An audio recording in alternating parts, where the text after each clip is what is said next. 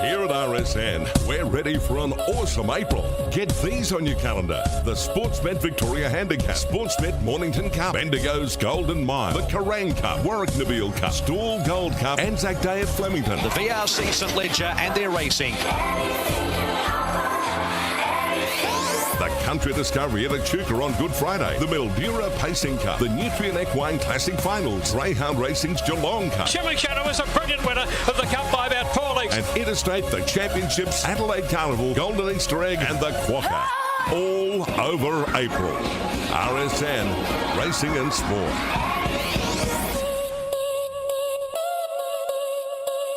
Hong Kong is racing tonight. Racing. That's right, they're racing tonight at Happy Valley.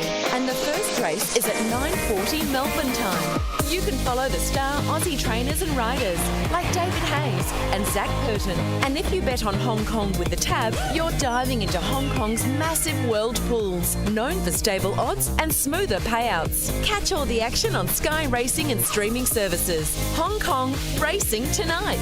Presented by Hong Kong Jockey Club. Is this a bet you really want to make? For free and confidential support, visit gamblershelp.com.au. John Sadler is a regular at Ribera's. The racing crowd loves to catch up at Ribera's for that freshest seafood prepared by the best in town. Exhilarate your seafood senses. Ribera's in Port Melbourne. Tomorrow's menu is still swimming. Riberas.com.au. Country racing in Bendigo is as real as it gets. At the Bet365 Golden Mile Race Day, Saturday, April 12. Feel the thrill of up-close action and excitement on a day like no other with city racing in a country atmosphere. Enjoy fashion, food and fun at the perfect day out for friends and family. Book your GAs early and we'll chip in $10 for lunch. Conditions apply. The Bet365 Golden Mile Race Day, April 12. Book and find out more at country.racing.com/Bendigo. On RSN Racing and Sport, it's time for the grey areas with Jason Adams and George Ferrugia. That kid was a human dynamo. Are you sure you're talking about George? George of the jungle, friend to you and me. Yes, Estelle, we're talking about George, and he's back on this Wednesday for Grey Areas, talking all things greyhound racing. Lots on the agenda. My name's Jason Adams. I'm joined by John Henry. And, John, I want you to welcome in George because there was a bit of confusion around what I thought was a pretty good joke that you had last Friday. It didn't necessarily sink in with the great man over here. Let's not get... It went over my head, John. Apologies about your little golf tip. Yeah. You were asking Luke, who was standing in for you, for a golf tip. From a betting point of view. From a betting point of view. And I said, keep your head down. Yeah. And then had to say it a second time. And I still didn't get it. 15 minutes later. I needed a third. And you're on the phone going, John, what's... Yeah, sorry. Unbelievable. Georgie, how was your weekend? Everyone out there miss you on Friday and you were on the tools, you were busy. How did it all go? No, it was good. He's good. He's all set up. He's got a DJ booth ready for this lovely wedding. When is the wedding? The wedding's in a couple of weeks' time. So, hopefully to Andrew and Kaz. A setup, by the sounds of it, that can only be compared to the Australian Grand Prix. It is fantastic. Really nice setup. Absolutely. Took a bit of manpower to get it all set up, but we're ready to go. I got my bow tie ready. I'm well, and it's a nice little lead in. Speaking about marriage, how are you going? Seeing that MAFS is now completed. I wouldn't know, mate. I'm about 4 or 5 episodes behind. Oh, okay. So I won't. So don't spoil the party. Okay, all right. I won't. Not that we're getting through them at a great rate of knots. I thought you were going to say when are you getting married. I won't say anything about. Jeez. One couple in particular that fell at the last hurdle, which was really disappointing. Pulled up in the straight. Yeah, very disappointing. What about those Hawks? They keep firing shots, knocked off the Giants in very impressive fashion on Saturday night. Yeah, what about Matty Nevitt? He said, how are you going to celebrate? Oh, he started already. Our old What, a premiership? Mate, please. This time last year, Carlton were 4-0 as well. Let's not forget that. The lid was right off, and have a look at the state of them right now. And I was speaking to John off air. Very, very confident about Collingwood's chances tomorrow night against the Blue Baggers. Don't jinx me. But yes, I was. Yeah. Well, I didn't tell you. I'm not going to tell anyone the margin you told me, but I know you're very, very confident tomorrow night. So no, mate, it's early days. Do we have an obscure outlay on a Wednesday? Do we? Yes. Yeah. I'm gonna. So Collingwood at the Lions, safe to say. I've got some ground to make up with John after that joke I didn't get. He's not really happy with me. So anyway. Anyway, speaking of obscure outlays, your multi-saluted that you gave us on Friday. Yeah, yep, the AFL one did. Apologies for those Meadows tips, guys. We went 0 for 2. So your head got too big after that rap that came in on the SMS. I do like this Sandown meeting tomorrow. We'll discuss it at length because not only are there some great launching pad heats, but there is a veterans race, Jason, which is absolutely mouthwatering. Yep, we'll speak about that soon. Race number 5 at Hillsville's fast approaching. Before we get to that, George, a couple of news items that I wanted to churn through. The first of them is the great and mighty Palawa King has been retired. He's been one of my favourite greyhounds for a couple of years now, and what I loved about him is for those on the fringe of the sports, those that are in the pubs most Saturday nights, they know Palawa King. He was an absolute must-watch, red carpet racing, and it's such a shame that we won't get to see him again. Well, I think you've absolutely hit the nail on the head because one of my favourite stories is I remember tipping him one day to a group of horse racing fans, and they were... I can't repeat what they were telling me after with a lap to go because they didn't know his racing pattern. And then that is the best moment when you tip somebody, a greyhound like Palawa King, to see what he did. This was at the Meadows. He weaved through and got up, in the final couple of bounds. And just the craftiness of that greyhound, Jason. He was just a wily old fox, won over $1 million. Jack Smith trained him to an absolute perfection. At the end of it, just didn't care about jumping out of a box, did he? He said, chose not to. Yeah, I've still got this group of greyhounds covered. So retire in peace, buddy. I'm sure he'll be very, very well looked after. I think he's had a minor tweak to his hip support again, which is why Jack Smith pulled the plug, which of course wouldn't have taken much given the career he has had and the love affair he does have with him. He has been drawn from as well from a breeding point of view. So that'll be interesting long term. All right, let's get to Hillsville race 5. The favourite is number 7, Fiddles, trained by Paul Ilou, who's a painter. Also had a greyhound named Riddles back in the day. Now he's got Fiddles. He's the favourite for the 5th at Hillsville. Here's James. About the fave, it's a short price, Jace. So coming off a run up the straight, beaten 27 lengths, was stood down for 10 days on the back of that run when checked over by the vets. So obviously you're backing in that the trainer's got the greyhound back up to A1 and should be hard to beat. But at 180, there's a little component of risk attached with this favourite in box 7, Fiddles. Let's see how he goes. They're set to run now. Green light, they're ready. And they're racing, and Fiddles seem to jump pretty well. Away quickly into Black Fire's going to push over and lead Fiddles, who just looks very awkward. He's going to miss again, I think, the fave. So it's into Black Fire leading from Why Not Bryce. And then running on now, Crackerjack Maxi uninviting, and Asia's back at the end, but they're not going to get to into Black Fire. Just kept rolling in front, and into Black Fire's won it by a length at the end to Crackerjack Maxi. 3rd, Why Not Bryce, and 4th in Uninviting. Then Asia. Well back to Mount View Buck, who was back at the end, and there's no doubt Fiddles, something not 100% right there. Was a risky watch at the 180, was last in, 17.23 the gallop. Got into a very, very short price Fiddles, and for the first 100 all looked okay, and then when the pressure went on, something not 100% right, and he dropped right out of the race. So unfortunately for favourite backers, it goes down into Black Fire, comes out on top for Joe Interligi with some speed to lead. And she's got the fly on them and got the cash. Number 5, Aussie Infrared into Santina. Joe Interligi at Endeavour Hills, beating 2 Crackerjack Maxi. Jason Formosa, Fernando Al Maximum Cac ran on pretty well from the back. It was a bit of a messy old race, and Why Not Bryce was 3rd. Down the middle, Juice was the other runner who was back at the end behind Fiddles, who looked to have gone amiss. So 3rd, Why Not Bryce, Greg Carter for G Carter, Bernardo, Why Not Ginger. Just awaiting the all clear now to wrap up the running of race 5 on the interim numbers 5, 2, 6, 8 with 5, 2, 6 and 8. So a $16 kickoff to the quaddie first leg, boys. $16.10 and $3.90 for number 5 into Black Fire. 2 Crackerjack Maxi, $2.90. 6 Why Not Bryce, $2.10 and 8 Uninviting. The Quinella, $118. The Exacta, $223. Trifecta's paid $1,387. And the first 4, 5, 2, 6 and 8 is a jackpot of $1,050. So keep that in mind. Running double, no live tickets there. Small jackpot, Jason, $50. Thank you, John. If you want to get involved in the show, make sure you text in 0416 90 50 52. We've had a ripping message come in. No name, but number ending in 71. Did we hear right when the NZ commentator said congrats to George Ferrugia and the Coles after winning a Group 1 the other day? How dare I forget about this? George. Congratulations, my friend. It's across the ditch, yeah. Well, I can't win a Group 1 in Australia, so I might as well try to win one in New Zealand, mate. No, Johnny Football went really well. He's been a terrific dog over there. And Ella Cole, who handled the greyhound, is now coming to Australia to hopefully work for a greyhound kennel. Obviously, with the news in New Zealand that they're closing down, I think the Cole family probably want to set up some roots here and go from there. So, it was good. It was a good. Where's good the name result. Johnny Football come from for a greyhound? Johnny Football is there's a documentary on Netflix for a guy called Johnny Manziel, who was probably the best college football player, and how am I going to put this? Probably went off the rails a little bit. And probably got ahead of himself a little bit, jumped over his skis a touch. But it's a terrific... Another show I'm going to recommend after maths, mate. Watch that show. I'll tell you what, a Johnny quick clip Football. to Australia Post as well. I've bought some new darts in the past couple of days. Oh, have you?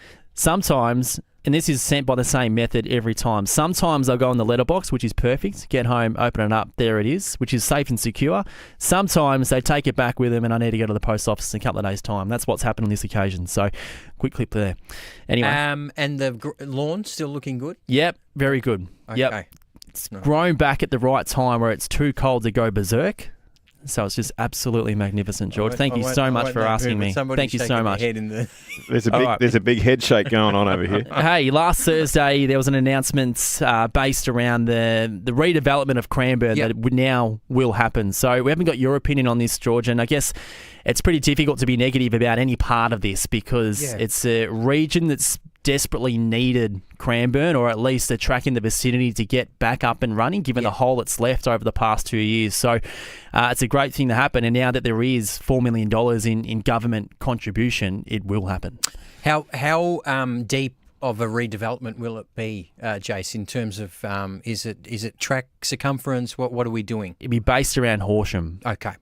Similar track to that. Fantastic, because obviously there was some problems with the old Cranbourne, and it is such a big greyhound area, and was used very well for greyhounds that were leading into coming to town. So I think it's absolutely fantastic news. And we spoke about some green shoots in greyhound racing.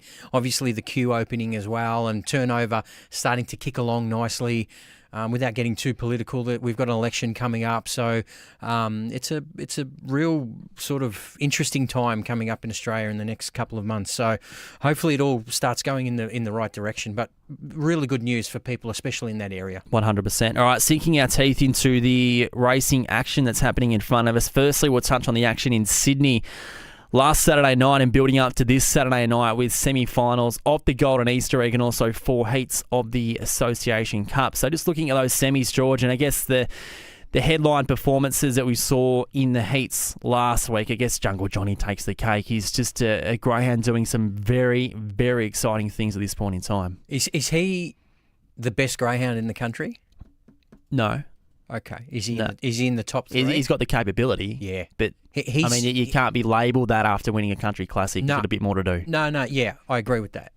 Potentially, he's probably the most informed greyhound, though, isn't he? I mean, he and what I like about him, Jace, is that he hasn't been afforded plum draws. He's had to do it from really awkward positions at Wentworth Park, which is a speed track. And for him to go to the Country Classic and then come back and do what he did last week on a very rain-affected track and still run 29.50, he's special. Now, he's up against another greyhound who probably can lay claim to being Australia's premier sprinter, and that's Good Odds Cobber, who's been there and done that. So that is an unbelievable race. You throw in Flying Zulu, I'm a Mustang, that is a very, very good heat. Almost a forgotten greyhound, Zigzag Man, who's got a 29.3 Run PB. like the wind, yeah. So that first semi is just red hot. The Association Cup heats as well. I mean, we'll speak about all these again on Friday, but Groove Birds drawn box 1, much to your delight, I'm sure. Lanfranco's also got box 1, so a couple of Victorian guns heading towards Wentworth Park again this week. Yeah, obviously Lanfranco and Alice Babe are probably the two big names for the Ennis family back on track, and I think out of the both of them, Alice Babe is certainly the one to watch. She's got an unbelievable PB, Jason, there of 41.55. They simply don't go any quicker than that. She's obviously averse to running. She's obviously averse to running quick time there. So she's an absolute star, and Yeah, that's going to be a good series. 4 heats, so the top 2 go through, and it all sets up for an unbelievable Saturday week at Wentworth Park. You heading over? No. Okay. I've got a gig for any nights of the series, which is fine by me. Yeah, that's fine. All Fine good. by me. All right. Geelong Cup heats this Friday night as well have just been released, George. So talk us through some of the big names there. But, of course, another meeting that we'll focus on Friday. Yeah, look, probably the biggest name is Vincent Bale. I mean, and he was a glaring omission from the Golden Easter Egg, and I think we discussed that. But obviously, Team Grenfell have looked at trying to win their own cup here. Look, he's drawn box 4. I don't think he'd have too much trouble. Geez, I liked his win at Sandown. When he gets that clear running, Jace, but he's a smart greyhound too. Did you see how he sort of fanned off down the back and then just accelerated and he was off and gone? He's just a cluster. And importantly, he totally eliminated the blemish of what we saw at Cannington in the heat of the Perth Cup as well. Yeah, absolutely. Back to where he knows and loves, and he races on his home track. There's another good heat with Zipping Hopkins against Matt Locke, obviously, who goes around in these type of greyhounds. And, of course, the Phoenix winner, Scalacci. We get to see him after his really impressive win at Ballarat. I mean, he was up against Zipping Hopkins that day. Grillis, went past him, broke 25 seconds. It was a terrific victory. So 6 heats of the Geelong Cup, obviously winners and 2 fastest sets. So we have spoken about probably the lack of depth in the country cups. It's great to see that they did get 6 heats for this Geelong Cup. Particularly over 500 metres. And particularly over the fact that there's the launching pad, there's the Golden Easter Egg, there's a Sand Groper coming up. So no, we'll deep dive into that. We'll give a couple of tips for the Geelong Cup on Friday.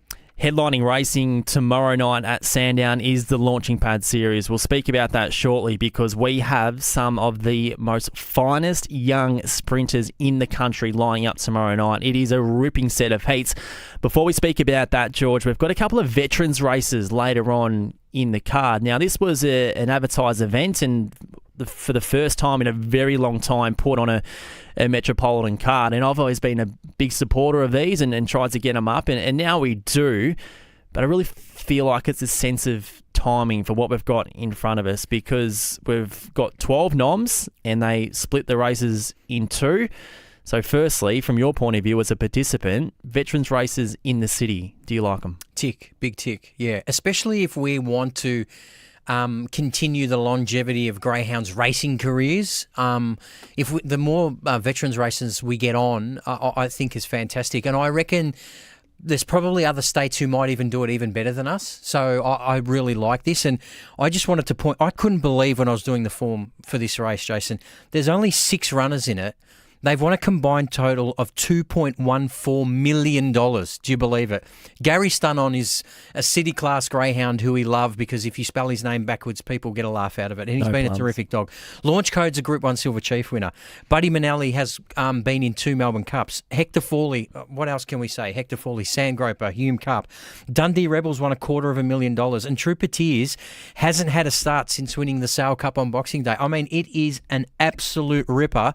And as good as the launching pad heats are, I'm definitely watching this race too. This is fantastic. So there would have never been a veterans race in the world where they have a combined prize money of over $2 million. It's fantastic. And Trooper Tears turned 4 yesterday.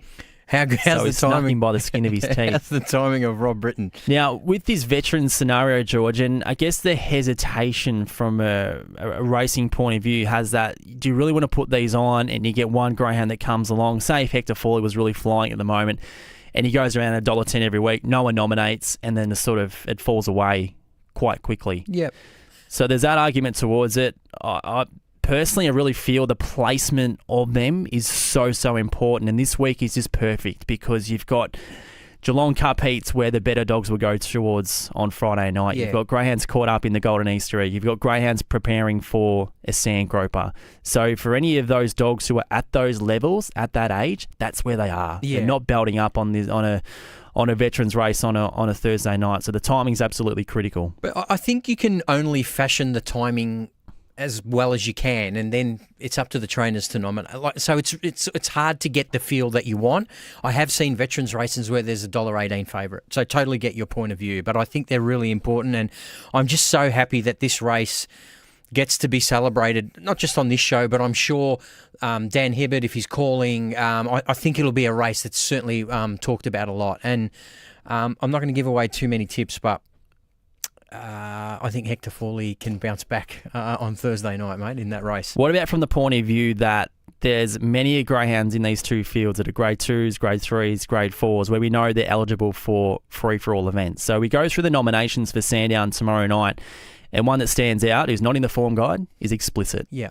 He returned last Friday night in super fashion at Bendigo. So where's the balance, do you think, between putting on these veterans races, which takes away the opportunity for a greyhound like Explicit to race and get him back on the big stage in front of the punters? Yeah, but I think I get that, but it's not like these races are happening every week. So it's just sort of bad luck for Explicit in this point of view. And in most cases, he's in those long cut beats on Friday night. Or he would have got a run in a free-for-all and that. It's just the timing of it. But I think from a greyhound fan point of view, and I'm a huge Explicit fan, there's no doubt about it, but this race, I think, tops seeing him in a free-for-all. I just love this race. I think it's absolutely fantastic. So, look, the Thompson family will duck and weave and sidestep and get him into a trial, or and I think I heard Luke last week saying either he'll have another start or maybe another trial.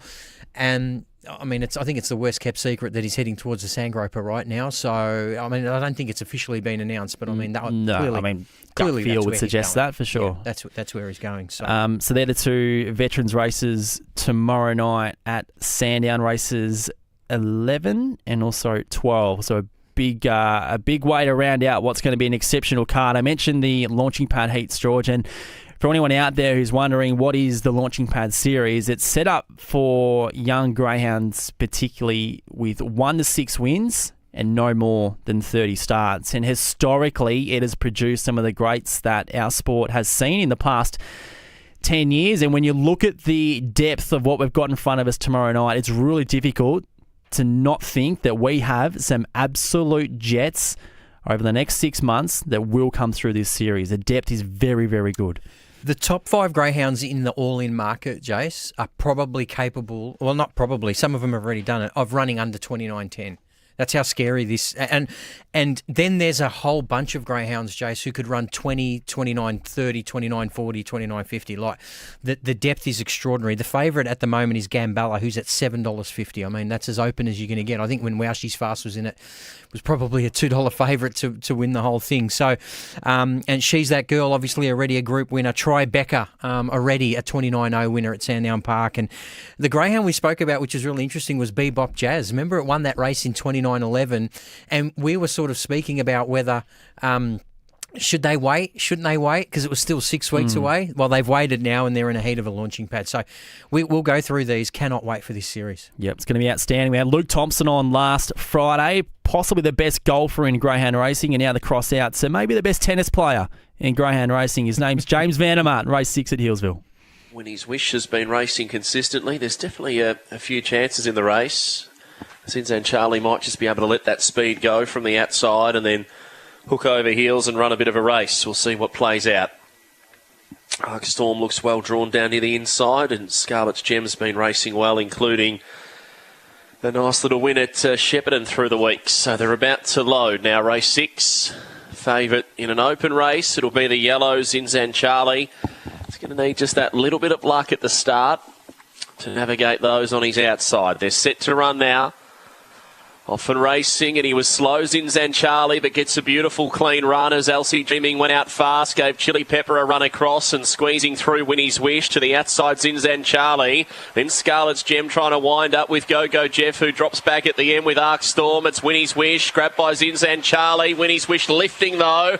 Found a little more, did Winnie's Wish. Won it by a neck to Zinzan Charlie, who had his chance. Third Scarlet's Gem, and fourth in Arc Storm ahead of Go-Go Jeff, Chili Pepper. And at the end of the field, Elsie Dreaming just wanted to crash to the inside back with Sapphire Speed. Time at 19:44. So number 7 had the advantage of the draw outside of Elsie Dreaming, which is almost liquid gold, really. And despite maybe not being rated as the fastest dog in the race, was always going to get some clean air, and that was the key at the end. Number 7 found the rail for Raymond Farquhar, and from there has just kept maintaining the heat to beat Zinzan Charlie, who looked to be the winner 50 metres out. Might have just peaked on the run of Shade. Third went to 3, Scarlet's Gem, and the run is a very good 19:44. Winnie's Wish, that is a career best, 19 and 44 today, and was able to really stretch clear mid-race. And then the challenge of Zinzan Charlie was there, but the eventual winner was just so responsive, came back and got the head down to win by a neck. It's a neck by 2 3/4, a neck by 2 3/4. And I've got those, James. 7, 5, 3 and 2 have just come through. So the first two legs of the quaddie at Healesville today have paid $16 and now $13.50. So expect some big numbers at the back of the quaddie legs. Number 7, Winnie's Wish at $13.50 and $2.90. 5, Zinzan Charlie, $1.20. 3, Scarlet's Gem, $3.80. And 2, Arkstorm. The Quinella, $24. Exacta, $61. The Trifecta, $1,234. And the first 4, $5,612. That's been collected. The running double, 5 and 7, $286. And guys, not one favourite has saluted yet at Healesville today. There you go. Speaking about the launching pad heats at Sandown tomorrow night, George, we'll get to a text message shortly, but we spoke about the quality, and one man who has a significant hands in this series is Daniel Budapel. And I look at the greyhound that he's got in the opening heat, which is race 3 tomorrow night, Zap De Vere. Now, he's had 2 starts, both at Sandown, 29.31, which is humming, and then 29.20, which is absolutely humming. That would possibly be, when you have a culmination of those 2 runs, overall time point of view, possibly the fastest ever. I know Wow She's Fast went 29.09 on debut. I think her second start in the wet was 29.40 odd. That is something going into a launching pad series. You probably have to go back to Beckham Bale, I reckon. When he broke the record. What start was that for him? No, but I think even at his first... before me. Even at his first start, I think he was 29 2s or 3s as well. But no, look, he's a very, very good young dog. I mean, and this is what we're talking about. This is just works into what we're saying.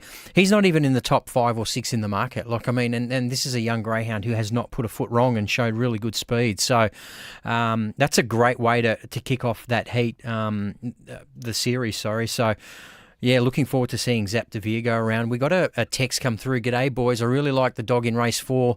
Number 4, Tribeca. I think it's one of the best bets on the card. What are your thoughts? Well, clearly, Jace, I mean, this is one of the greyhounds from a way out, even while the Australian Cup Carnival was on, where we thought Tribeca was going to be one of the dogs to beat. He's got a tremendous mix of good early speed and run home. He's up against Bebop Jazz and 2 visitors, Mylada and Chatterbug, who've got ability as well. That's a really good heat. Bebop Jazz, when she won, Jace, went 4.98 early.